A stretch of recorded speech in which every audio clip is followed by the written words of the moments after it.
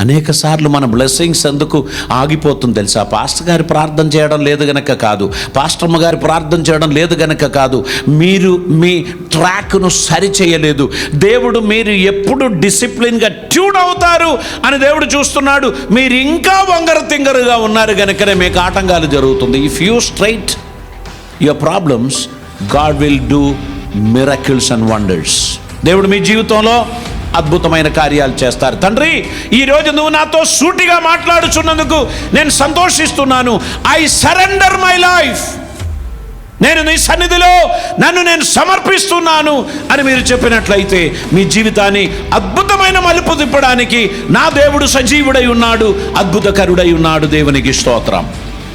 నీవు ఆశీర్వదింపబడడం ఆయన ప్రణాళికే. నిన్ను ఆశీర్వదించడానికే ఆయన అన్ని సమకూర్చాడు.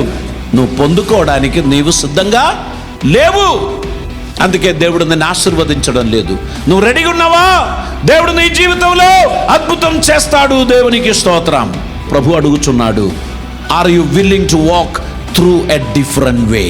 నీవు మరొక మార్గమున వెళ్ళడానికి ఇష్టపడుచున్నావా? నీ కుయుక్తులు, నీ కుతంత్రములు, నీ కుట్రలు విడిచిపెట్టి సిన్సియర్గా దేవుని సన్నిధిలో నిన్ను సమర్పించడానికి ఏ క్షణం నువ్వు సిద్ధపడ్డావో ఆ క్షణం పరలోకం దిగి వచ్చును. దేవునికి స్తోత్రం. ఆ క్షణం దేవుడు నీ జీవితంలో అద్భుతం చేస్తాడు. పాస్టర్ గారు, నాన్న చేస్తున్నాను ప్రార్థన అని అంటారు, కానీ నీకు తెలుసు, నీ అంతరాత్మకు తెలుసు, నీవు ఇంకా సరి చేసుకోవాల్సినటువంటి విషయాలు ఉన్నాయని.